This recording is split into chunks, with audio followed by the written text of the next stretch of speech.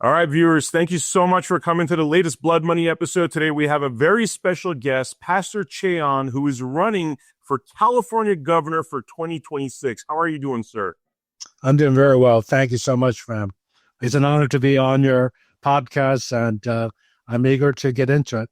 Awesome, awesome. Yeah, thank you so much. I was at your announcement actually in Pasadena a few weeks back. I think it was actually about a month ago. Very impressed by you, sir, and your history. First for the viewers, talk a little bit about yourself. Give us a little bit about your background and your calling to run for governor. Well, I was born in Korea. I came to the United States at the age of 5. My father was the first Korean Southern Baptist pastor in North America, and he got a special visa to immigrate because of that. And so I became a citizen. Even though I was a pastor's kid, I didn't know God. I knew about him, but I didn't have a personal relationship with him. And unfortunately, I got involved with the wrong crowd. My sister and I were the only two of Asian background in our elementary school. I can't remember anyone of color, to be honest with you, until like the 5th grade. And because I wanted to be accepted by my peers, and I had a leadership gift, I started to lead people to do crazy things like steal alcohol from their parents' bar because my parents didn't drink. And then the whole hippie drug culture came in, and we started to take drugs at a very young age. And so by the time I was 15, I had done everything that I could get my hands on. And by the time I was 17, I was a drug addict and just taking drugs every single day. And then I started to sell drugs at the age of 16 so I could support my habit. And so I was really out of control. But in the midst of this, I was searching. I got into Eastern religion because the Beatles were into Eastern religion, and I was dropping LSD and mescaline to go on these spiritual trips, searching for God. And one day when I was doing my Zen chant, I was so disenchanted. I was so discouraged by Zen because I got nothing out of it, to be honest with you. And I think my parents' prayers shielded me from major deception. But I cried out to God. I said, God, I don't even know if you exist, but if you do exist, if what my parents told me is true, there is a heaven and a hell. Well, I don't want to go to hell. It was a very narcissistic, selfish prayer. But nevertheless, I said, if there's a heaven, I want to go there. But I just want to know the truth. And so I asked God to reveal himself to me. Now, honestly, I wasn't expecting anything right there and then. I was on this spiritual journey. But, there's a beautiful verse in Ephesians 2:4, and I just get just emotional even quoting this. God being rich in mercy because of his great love with which he loved us. Even when we're dead in our trespasses and in our sins, he made us alive together with Christ. By grace, you have been saved through faith. And here I was, a rebellious kid. And yet, the moment I cried out to him, he showed mercy to me, revealed Jesus to me. I knew it was Jesus. And I couldn't stop weeping for the next 3 days, on and on throughout the day. I would just break down and weep. And I felt the love of God. No one witnessed to me. I didn't go to a service. I was not some youth camp. It was just at my friend's house when I had this encounter, and they just stayed with me as I went home. And so, long story short, then 2 weeks later at a Deep Purple concert, and so I hadn't repented. I was still doing drugs every day, but at the Deep Purple concert, I heard the voice of God. It was not an audible voice. It was a small, still voice. And he said, if you really want to follow me, throw away your drugs, leave this concert and follow me. And you're talking about Deep Purple was the number one band. We had the best seat in the house. I was up front, like 5th row from the front of the stage. And I threw away my water pipe. I had a pound of marijuana. Again, I was a drug seller. And I threw away my barbiturates, my Quaaludes, and I had to fight through. I think there were 15,000 people at the concert. It was sold out. And I had to fight through a sea of people. And I walked out of the Baltimore Civic Center. And the moment I walked out, I was instantly delivered from drug addiction. Now, we were in a revival called the Jesus People Movement. I didn't know that. But the power of God hit me and delivered me, and I've been drug-free ever since. That was May 25th, 1973, and I've been free ever since. So the grace of God. Well, that's a story you don't often hear from somebody running for political office. Usually, they try to hide, which is so amazing hearing you talk so sincerely in front of your church, which we'll get to too, because that is very impressive what happened there. But I mean, you don't hear this story often, that I was a drug addict and I did all these horrible things, and I used my leadership for the wrong things, which was so impressive. I mean, how do you, in terms of running for office, how do you, your courage for even speaking about those topics? I mean, tell me a little bit about that. Why is it important for people to know the journeys that you've traveled and what's brought you here? Well, like I said, I gave my life at the age of 17. I was 50. It's been 52 years of walking with the Lord. I've been a pastor now for 46 years. And I know I'm called to serve. And as pastors, we're servant leaders. Jesus said, if you want to be great, you have to be a servant of all. And again, I'm not a politician. I didn't even ask. This was not on my radar. But April 28th of this year, 2025, the Lord woke me up at 2:22 in the morning. I think it was a significant time, man. And I felt this incredible presence. Again, I didn't have a dream. I didn't hear a voice, but I had this presence of the Holy Spirit come upon me. And I knew it was calling me to run for governor. In fact, my reaction was, Lord, please, not this. I'll do anything for you, but don't call me to run. And the presence then leave me. And finally, I just said, okay, Lord, I will obey, but I'm weak. I need a major confirmation. I have to know this is your will, because he was asking me to lay down everything. My pastorate, I lead a seminary. I also lead a network of churches. And so it was really, really costly. And again, I'm married with 4 adult children, 10 grandchildren. I love what I'm doing. We've been married 46 years, and I knew it would bring my family into a major sacrifice to run for governor, because you just don't run as an individual. It impacts your whole family. And so I said, Lord, anything but this. And I said, I'm going to throw out a fleece. It was crazy. I said, Lord, I've met Donald Trump twice, President Trump twice. But if I get invited by President Trump to the White House to meet with him, then I know this will be a sign. So I threw a crazy fleece like Gideon did in the Bible. And around 4 hours later, I get an email from President Trump. Of course, it wasn't from him directly, but from the White House, inviting me to the National Day of Prayer at the Rose Garden in the White House. And they gave me all the security questions, my passport, my Social Security, and I had instruction which entrance to enter into the White House, so I could go through the metal detector and be vetted. And it was just so surreal. And I said, oh, God, I mean, you can't make this up. I threw out a crazy fleece, and I've never been invited to the White House before, and I get this invitation.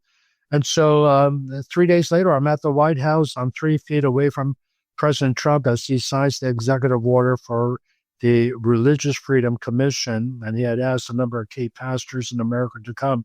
And I think the only reason why I was invited, and I've been privileged to meet him several times before. I was asked to pray for him in Atlanta at one of his rallies. There are 300 pastors there, but again, by God's grace, he sovereignly chose me to lay hands on him and to pray a blessing over him.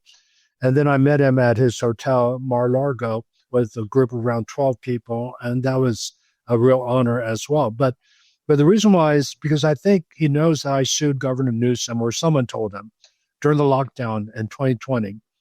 As a pastor, we locked down the church the first month. We didn't know what we were getting into. We never heard of COVID-19. And so we mitigated, and President Trump said mitigate for the first month. And just let's see how this pandemic goes. And we mitigated. But when I saw Governor Newsom, my governor in the state of California, open marijuana dispensaries, abortion clinics, when he opened a strip club in San Diego and a casino in a native reservation, I just said, wait a minute, this is really, really arbitrary. And of course, the big corporations like Costco's were open, but he shut down the small stores, the businesses, the restaurant, and of course, the churches were shut down. And I just felt like the church needs to be open. We're the most essential institution in society because when people are depressed, when people are lonely and they're isolated, I mean, the worst kind of punishment in the penitentiaries is solitary confinement. And here he was isolating us into our homes. And I just said, you know what? I need to open up the church. And the Lord gave me a verse, Hebrews chapter 10, verse 25, where it says, do not forsake the assembling of the saints, which is the habit of some, especially as you see the day drawing near. So the Bible warns us as we draw closer to the second coming, there will be a temptation not to attend services, but to open up. And so I called my attorney because I know I was going to get in trouble living in California and Pasadena. We're talking about a very liberal state, a very woke state. And sure enough, I got a letter from the district attorney saying they were going to arrest me for opening up the church. It wasn't even a threat. They laid out the terms. They said they're arresting me. Which district attorney this was? Yeah, the district attorney of Pasadena. Pasadena. Because the neighbors were calling, people were coming to our church. They had a police there watching people come in. And by the way, the police were sitting there for like 3 hours because we're talking about people going to service and waiting for us to come out of service. And my daughter went up to them and said, hey, we noticed you've been out here. Can we get you a cup of coffee? You just want to bless them and serve them because they're doing their job. It's not like they were being mean or anything. And he said something to my daughter. And he said, you know, we've been watching the people and the neighbors have been lying to us. They have not been honest. We've seen every person walk into the building wearing a mask. They're saying people are walking without a mask. And here's the reason why. We mitigated. We said, we're going to open up. We're going to wear our masks to the service. Now, if you want to take it off to worship, we did say that we want you to have the freedom to do, but we social distance in the building.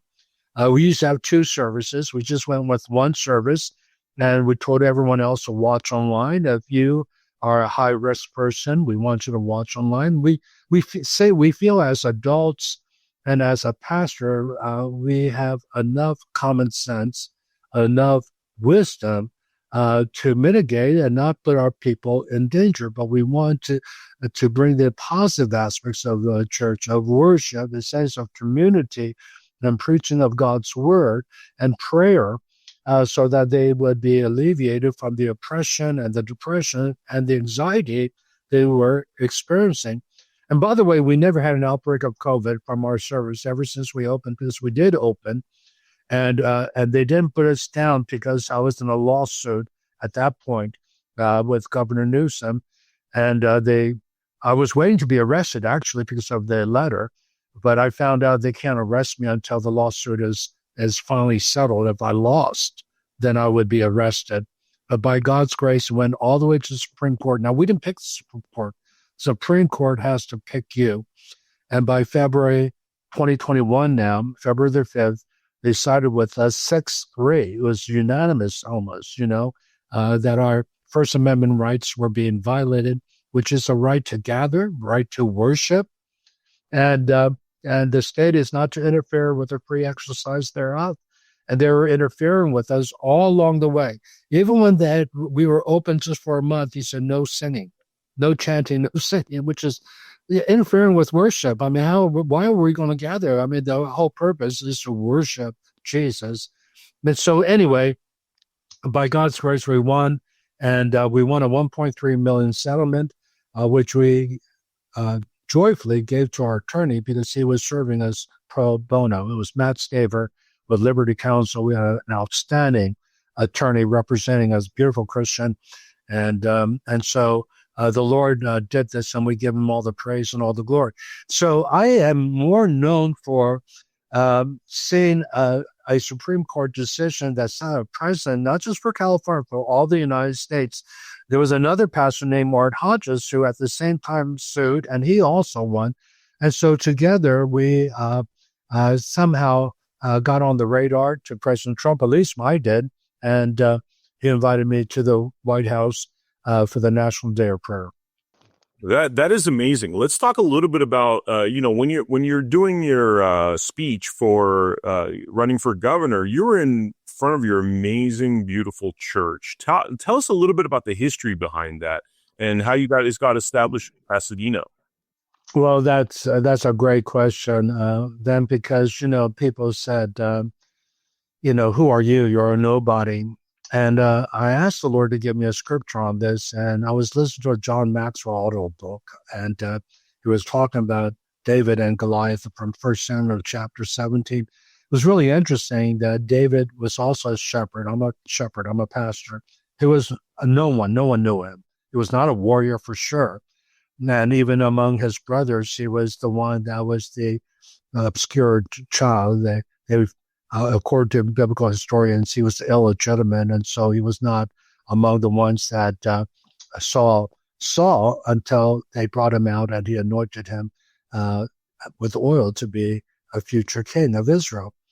But David said something when his brothers rebuked him for showing up to fight Goliath. He said, "Is there not a history?"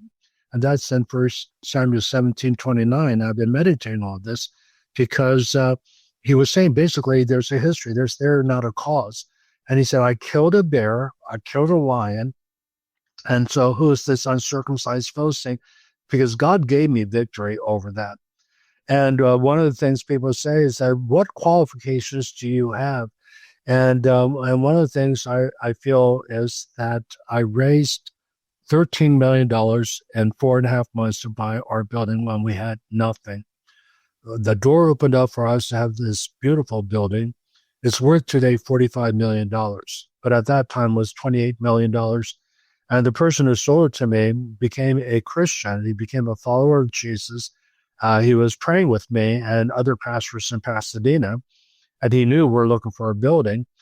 And the Lord told him to sell us a building, but we had to do it through an attorney because he wanted me to sign a non-disclosure statement that I wouldn't tell anyone what I was buying and how much I was buying it for, because if I couldn't come up with a security deposit, could not come up with the money, then he would sell it to someone at the original price. And so he didn't want that price to leak because others would ask for that price. And I understood that. So I signed this document. But here's the problem. I couldn't tell our church how much money I needed. I couldn't even tell them what we're buying. And so I just said to my congregation, I said, you know me as your pastor. You love me. I love you. You have trusted me all along. But we found a building, but I need $1 million security deposit. I can't even show you the building. And I need $12 million by the end of 4.5 months when we closed in escrow. And it turned out to be $13 million I had to raise because we had to renovate the building before we moved in.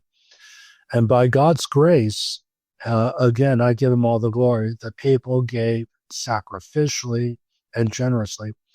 And why do I say that? That would be like my lion, and taking out that lion as a shepherd boy. Because in order to run for governor, you need to raise millions of dollars. And by God's grace, I know how to raise money. And that's what I'm doing right now, And by the way, those who are watching, if you want to support me, go to Che for California, 4 CA.com and support my candidacy. And so my bear, taking down the bear would be showing Governor Newsom. So I have this history of having victories. And one of them is getting this amazing performance arts building called the Crown Jewel of Pasadena, the Ambassador Auditorium. And so I feel it's a prophetic picture of a blessing and prosperity that I want to bring to California, because California, although we're the 4th largest economy, it's a mess. Everyone knows that. Even the Democrats understand it's a mess. Just take the energy issue right now. We're paying the highest gas prices, highest electricity. We're $20 billion in debt because of the energy crisis we're facing. We have 2 major refineries that are moving out. They already said we're moving out in 2026.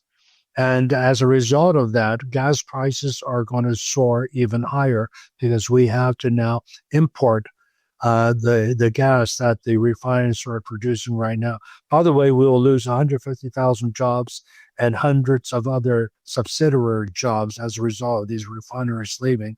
The impact of this, and it's because again, I believe in caring for our climate because I believe in creation care. Because as a believer, God created the earth and He's given us stewardship over it. So I am, in a Christian sense, an environmentalist, but not to the issue of hurting people. So when He created the earth, He said, it is good on every day. But when He created man, He said, it is very good. People are made in the image and likeness of God. And I am representing all the people. I want to serve all of California, not just the Republicans, not just those who are conservatives.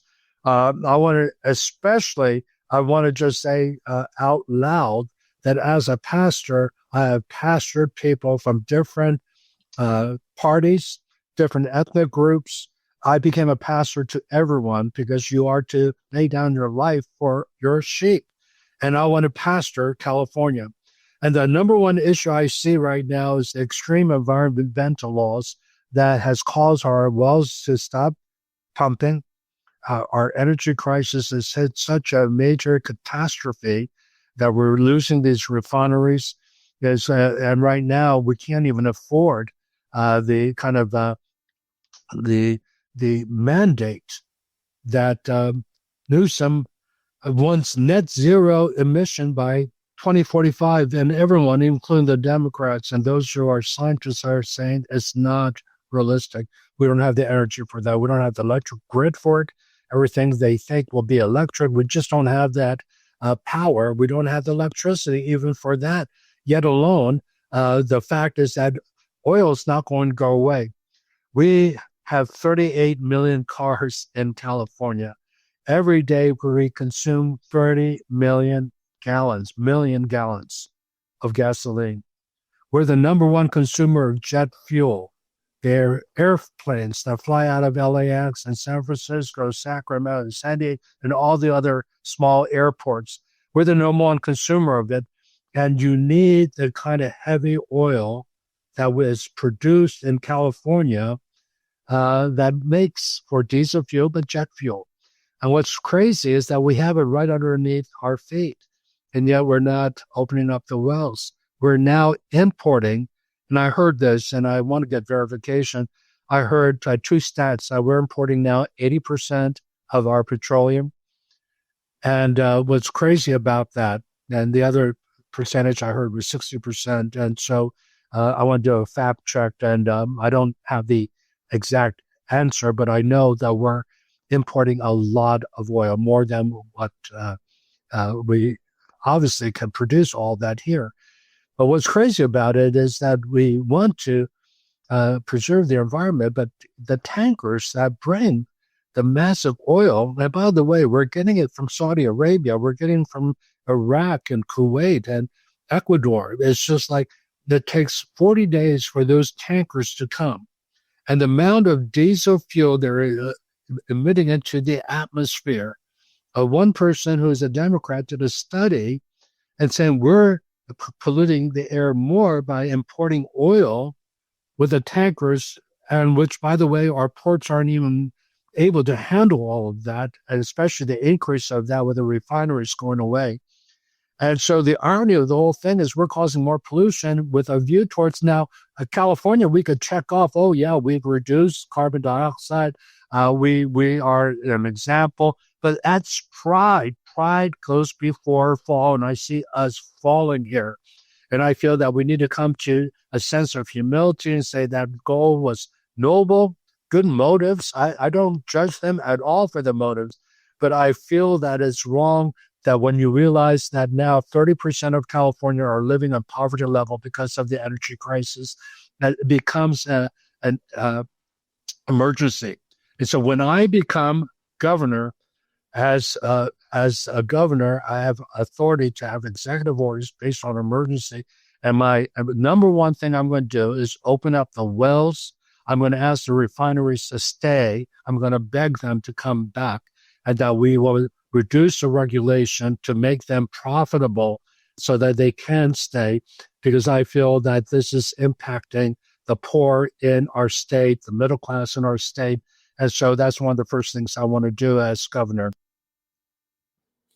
So on that topic, we have a similar issue in Nevada where environmentalism is often used to really chop away at our traditional lifestyle choices. For example, BLM, which stands for the Bureau of Land Management, not the Marxist group, has gone after Nevadan farmers, saying that, oh, we have this endangered turtle on this land, hence and therefore you can't graze your cattle. And the result is that now cattle grazing goes from these family farms to factory farming and then other agendas like having us eat bugs and that sort of thing, with environmentalism used as a guise. How much of the issues do you think that we have are based upon these almost delusions, false perceptions, propaganda that makes us think, hey, it's better to bring oil from 8,000 miles away from Saudi Arabia as opposed to dig right here? How much of this delusion and lies?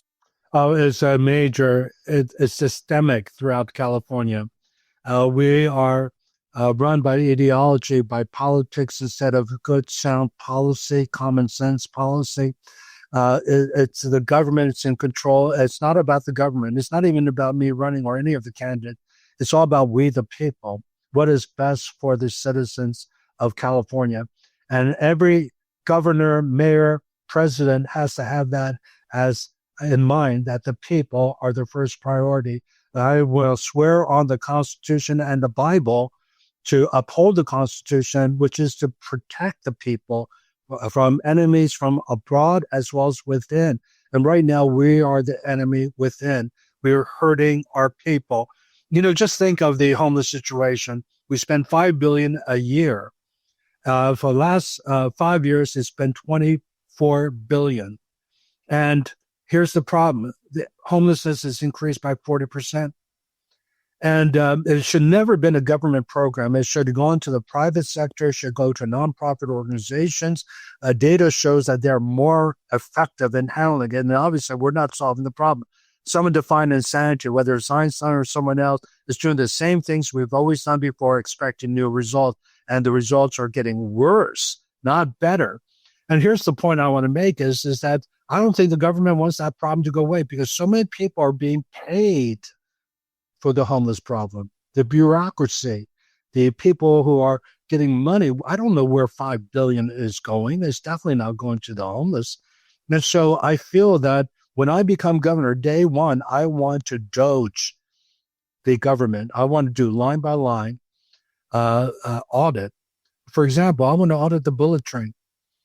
We passed that in 2008, $40 billion to have this bullet train from San Francisco to Los Angeles. We have nothing to show for it. The bill's run up to almost $100 billion. Where did that money go? This is dollars. Sir, yes. A question on that topic, because it seems as though the logical response would be that it went into people's pockets, that they literally robbed the government, because I don't know where it would go. Now, what is the importance of finding that sort of thing out? What is the importance of, it would seem criminal if people are stealing our taxpayer dollars and doing nothing. Where do you think this all leads? And what I'm willing to do as a governor to hold these people accountable? Well, let me tell you what the Bible says, that the foundation of heaven's throne, heaven's government, it's Psalm 89, verse 14, is righteousness and biblical justice, truth and mercy proceeds from his presence. Those four pillars, we have to have biblical justice, we have to be righteous, we have to do what's right, we have to speak the truth, we can't just lie and have fake news, and we have to have compassion because this is hurting people, hurting especially the middle class and the poor. And so what I want to do is that if there's corruption, then justice has to be upheld. And I will prosecute to the fullest extent of the law for anyone who has stolen taxpayers' money and lining their pockets from these projects that we've had. And we've had one debacle project after another. For example, we passed a measure to have 4 dams built years ago, and we've built none of them. We need the water because the water we have, which is amazing. I'm so grateful for the aqueduct system that was created, but that was created for 20 million people. We now have 39 million. By the way, you used to have 40, but we're losing all these people because of such a mess that California has produced with their politics, not policy, politics that has ruined good policy. And so we've had good policy, we just not acted upon them. They have money for water and infrastructure. Like, for example, we have millions of gallons of underground water, but because of the environmental issue of the smelt fish and salmon, we will dump all that water in the Pacific Ocean instead of use it because we don't want to endanger these two fish. And I feel like, okay, I get it. I'm an avid fisherman. I go to the Sierras and do trout fishing with my son, and we've done it ever since we first moved to California in 1984. And now we go up to Alaska to do salmon fishing. We love it. But this is just common sense. People are a priority. Water is absolutely crucial. We need water for the farms. We need water for San Diego, for Southern California. And I feel that if we would just do some practical things that won't hurt the environment, okay? I'm all for it. But let's have a balanced approach. Come, let's collaborate. Let's talk together. Come, let's reason together. I believe that we can find middle ground. And so I'm willing to work with the Democratic Assembly and Senate to say, we are facing a crisis here. And I feel that as a pastor, I'm a reconciler. I bring people together in marriage. I bring people together. I had the privilege of bringing the African-American community and the Korean community together with the riots of 92.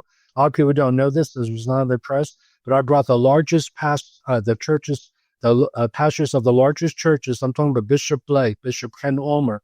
And then I brought the pastors of the largest Korean churches, Pastor Dr. Hee-man Park of Yongnam Presbyterian Church and other churches. And I hosted a lunch. This was me. I hosted a lunch. I paid for the lunch. And I coached them to ask for forgiveness.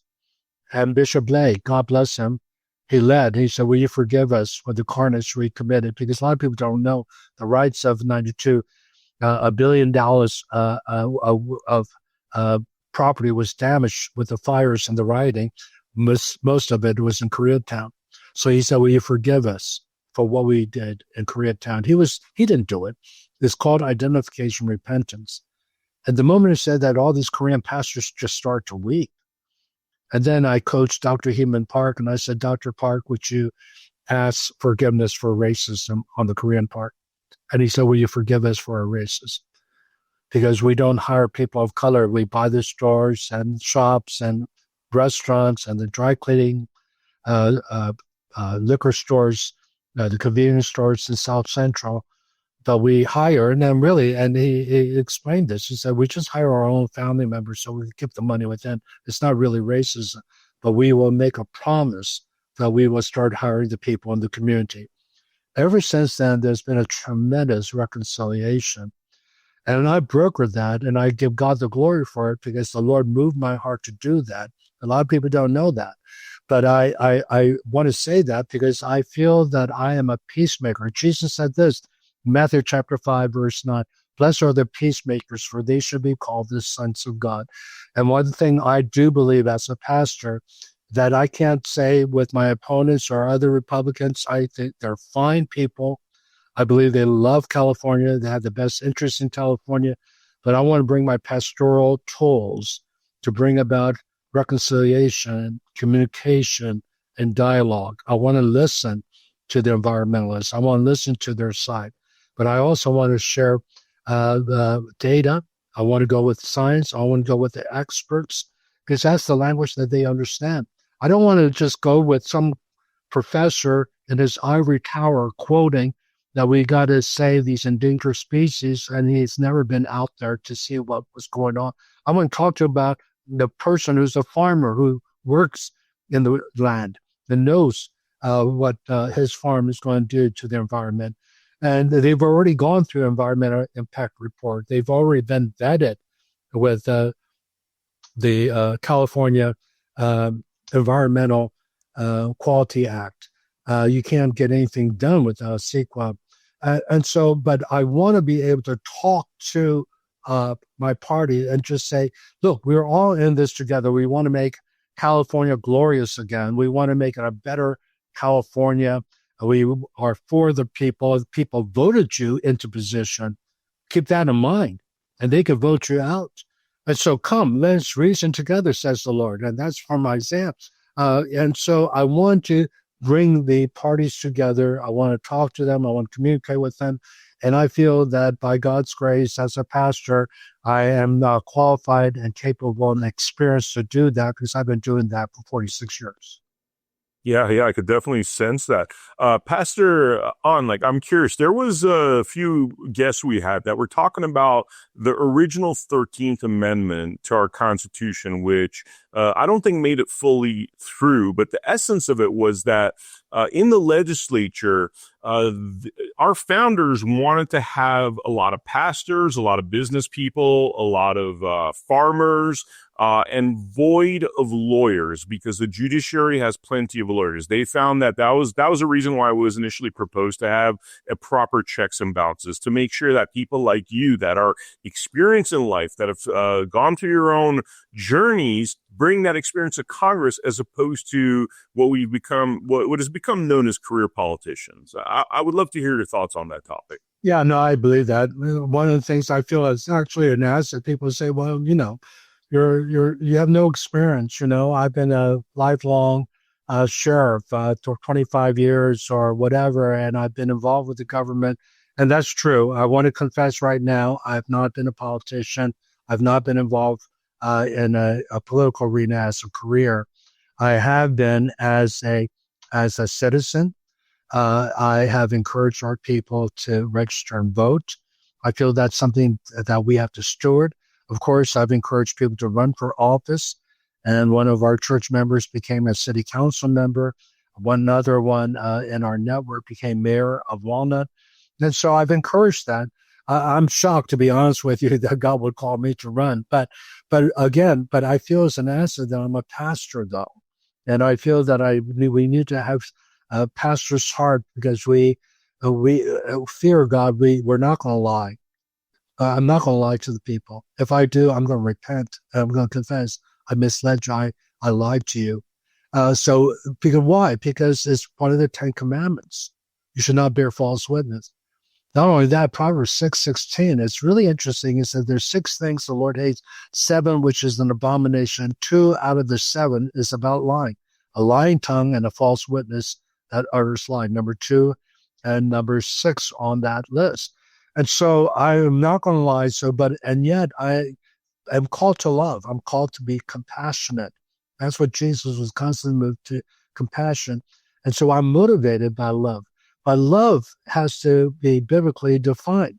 1 Corinthians chapter 13 defines love is patient, love is kind. It doesn't say nice, it's kind. It's not jealous, it's not boastful, it's not proud. But verse 6 is what I want to get at. Love doesn't rejoice at evil, but rejoices with the truth. And so I can't condone the transgender nonsense being shoved down our kids' throat, because I feel it's evil. I feel that the schools should be teaching the basics and not ideology of transgenderism or LGBTQ issues. Again, this is something that we're seeing in California, driven by ideology instead of good, sound policy. I don't think it's an accident that our schools, we spend more money per student than any other state, and yet we're in the bottom. I heard 48 out of 50 states and test scores. I've heard other stats like 40 out of 50, but nevertheless, it's absolute a travesty with all the money we spend. And so I want to end all that. So I can't just say, okay, I just will be nice. And no, we got to speak the truth. And one of the things I believe in, God created them male and female. They're 2 genders, as President Trump said on his inauguration day. And so I will speak the truth in love, but I'm not going to compromise. I will not do this for being political, just win an election to, just play politics and just try to please people. The Lord gave me a verse years ago when I became pastor. Galatians 1:10, he says, if you're trying to please people, you're not a true servant of Christ. Think about it. If you're trying to please people, you're not a true servant of Christ. And a lot of pastors, we just try to please people. We're not really serving Christ. We want to make sure we have our tithers and people don't leave the church. We want to grow our church. There's nothing wrong with that as long as you put God first and you fear him and you obey his commandments. And so I want to be the best pastor I can be, and I know I fall woefully short. I'm not in any way a perfect father, a husband, or pastor, but I do believe that by God's grace that he's given me a healthy marriage, 46 years of marriage, healthy family. We're not perfect, but we all love Jesus. Two of them are pastors, 10 beautiful grandkids. Of course, I'm biased. And we have a healthy church financially. We're able to buy that building. And we now have 5 campuses, and we're ready to launch our 6th campus in downtown LA. And so it's not only that, but I lead a network of churches. We have planted churches in 73 nations. And I say we, I didn't plant them. I have raised up leaders who have planted them.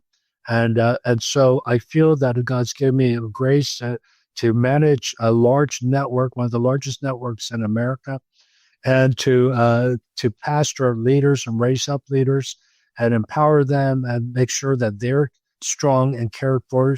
Because I will have the privilege of appointing 3,000 employees right off the bat. And I want to make sure that I have really good, solid, righteous, wise, common sense people who love the state, who wants what's best for the citizens of California. And then the last thing I wanted to say is I think it's interesting that I'm in 73 nations because we have over 200 languages spoken in LA. One of the things I want to do is I want to represent all the people of color. As a nation, as a Korean American, there's over 1 million Koreans just in LA alone. And I want to be their voice, but I want to be the voice of the Hispanics. I want to be the voice of the Filipinos. My wife, by the way, is Filipina. She was born in New York City, but she comes from parents who were medical doctors and did their residency in New York and became citizens of the United States. And I want to represent all the people of every color. 51% of California, by the way, is of color. And I feel that's what I bring to this candidacy that I don't see with my Republican friends that, I mean, they're not friends. I don't know them, but, they're wonderful people. I watch them on YouTube and they're really good people. But I feel that I can represent the people of the majority in California. I have to ask a question about parental rights because you brought up, the importance of family. You have some amazing kids. Seems like, you're a great father, grandfather. We've had these recurring stories on our podcast with, individuals that are parents, a lot of the time male parents, and they are treated in California and some other woke states like they have no rights to their children. One of the examples being a gentleman by the name of Adam Vina.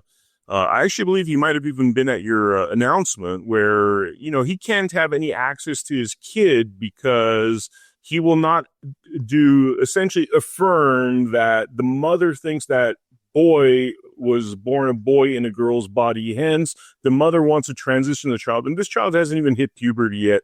I think he's like 8, 9, 10 years old. Adam can't see his kid at all because he will not go along with the woke politics, the woke judges, literally until the kid's 18. And the mom could pretty much do whatever she wants with the chemical castration, eventual castration, which, by the way, this isn't the only story. There's another gentleman by the name of Jeff Younger and dozens of such stories where parental rights, especially in terms of fathers, are completely disregarded in states like California. What do you think about that topic, sir? Well, I think it's evil. I think the Bible, but also our Constitution, gives us parental rights over our children pertaining to their education. It says in Proverbs 22:7 that parents, you're to train up your child the way he or she should go, and when they're old, they won't depart from it. The reason why I'm quoting that verse is that even for pastors and churches, it's not our primary responsibility. We are to support the parents. It's the parents' responsibility. It's not the state's responsibility, but the state has made it. It's a Marxist playbook where they want to control everything and everyone, including your children. And so we start to see that with SB 107, where we're transgender sanctuary state. If a minor wants to have hormonal change in parents and the state that they're from won't allow it. We'll take care of it, and we will not bring them into child. We'll take state custody. It's just so evil. And we see it with all these bills that we're passing. And so on day one, see, the reason why I'm going to call this an emergency act because the suicide rate for transgenders, the transitioning, is like 50% of them have suicide rate. Unfortunately, many of them end up committing suicide. So I feel that lives are at risk here. And so I want to, on day one, stop the transgender indoctrination in our schools. Let's just get back to the basics of math, reading, writing, and even civics. I want to see civics incorporated into our education. And so I want to also give school choice, where our tax dollars will go to parents who want to send them to a private school, but they couldn't afford it in the past. I want to give tax breaks to homeschoolers. We homeschooled our 4 children, and they all graduated from top Christian colleges and went on to graduate school at Pepperdine and places like that. And so I'm very, very proud of my homeschooling. My wife has done a tremendous job. She is a certified school teacher. Now, you don't have to be a certified school teacher to homeschool because I was also involved, and I led devotions every day. I was the chaplain of our school, so to speak.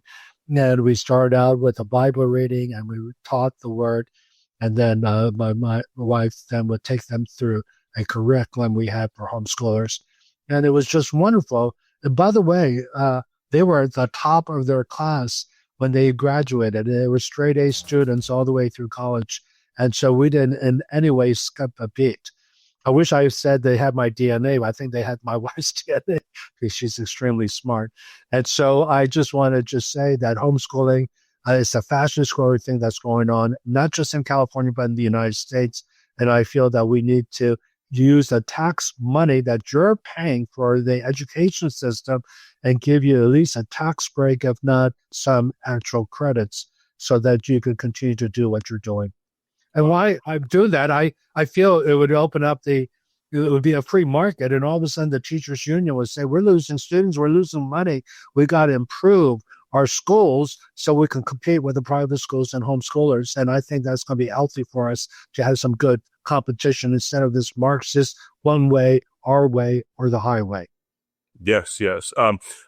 Just 1 or 2 more questions, sir. What have you learned in your run for office? I'm sure there's been a lot of enlightening things throughout this process. What are you learning as you run for office and experiencing this for the first time?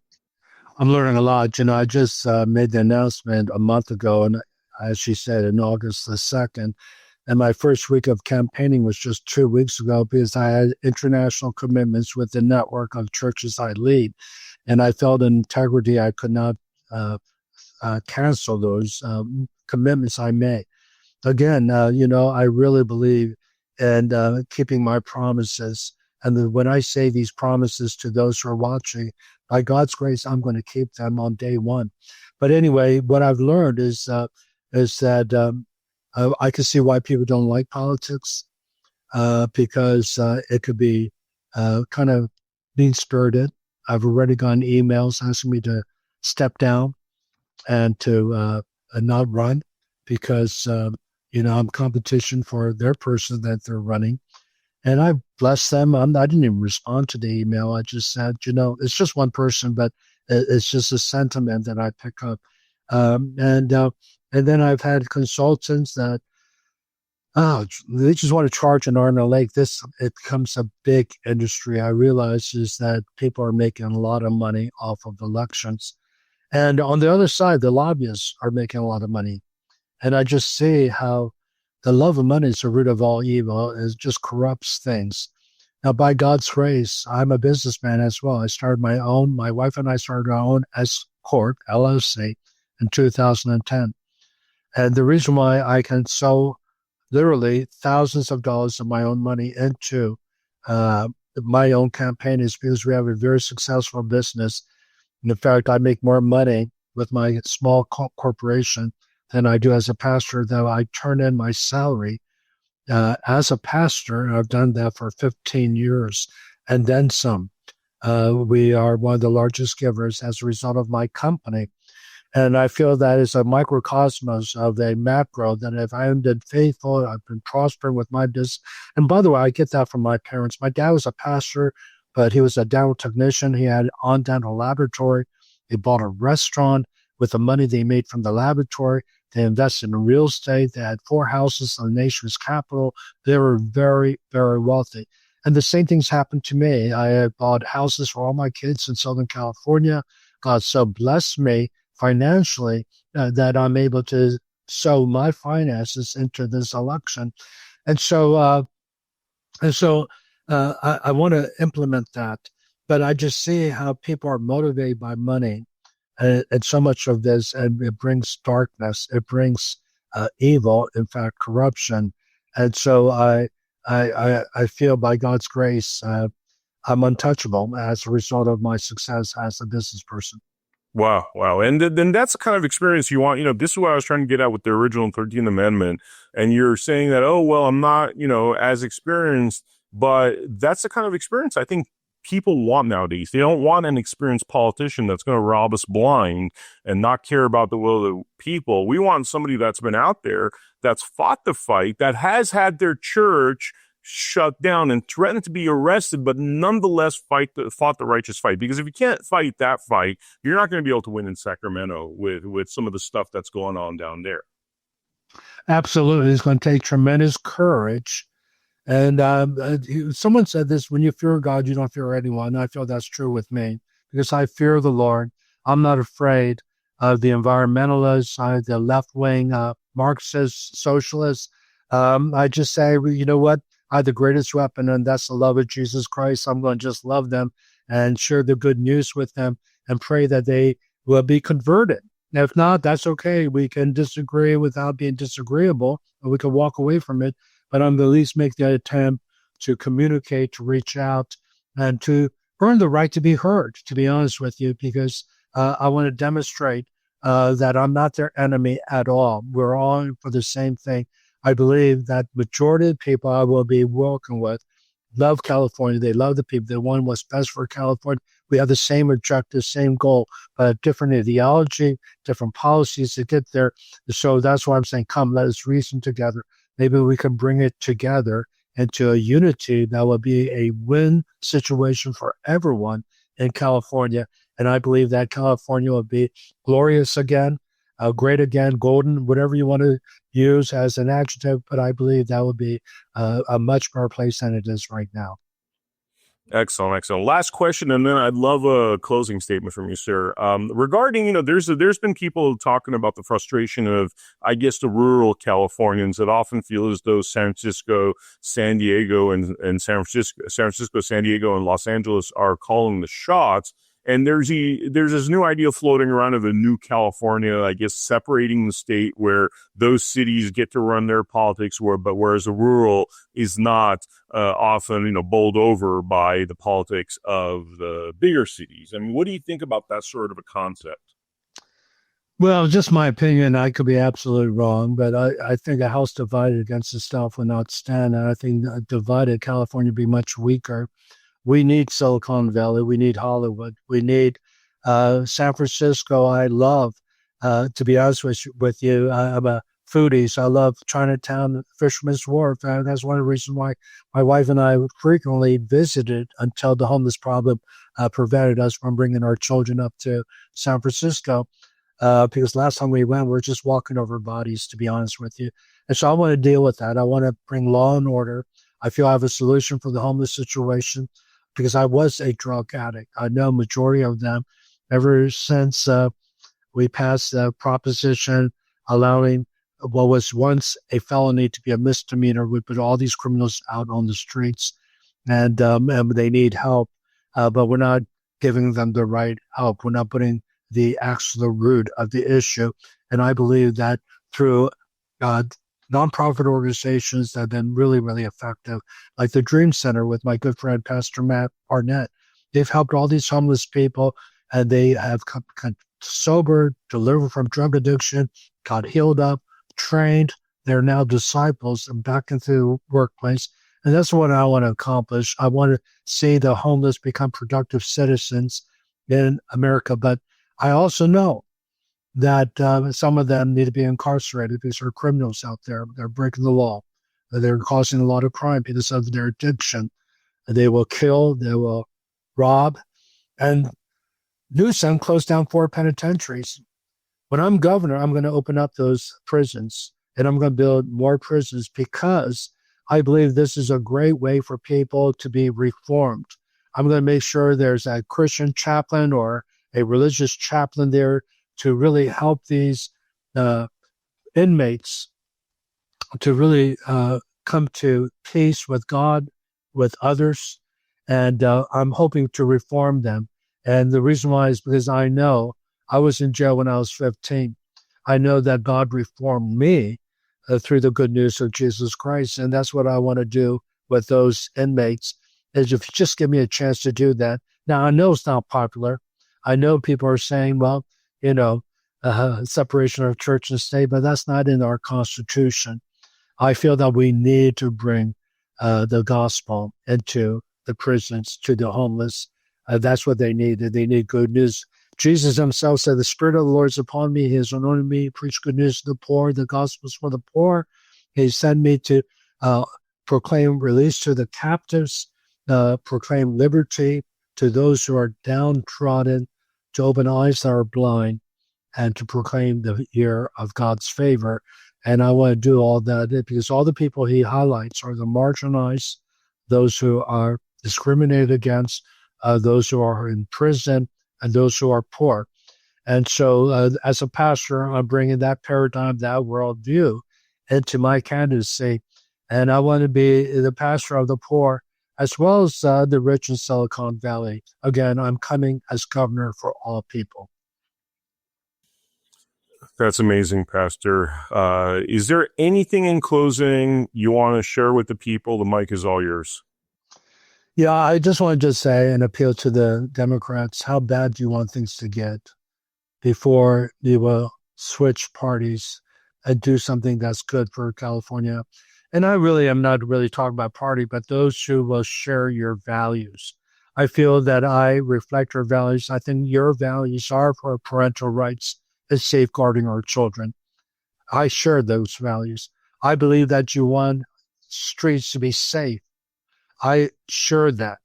You want common sense when it comes to energy and the environmental laws. We all want good environment. I thank God that I could see the San Gabriel Mountains. When I first moved out in '84, smog alerts every day, and I couldn't even see the mountains. So I'm grateful for that. That's good stewardship.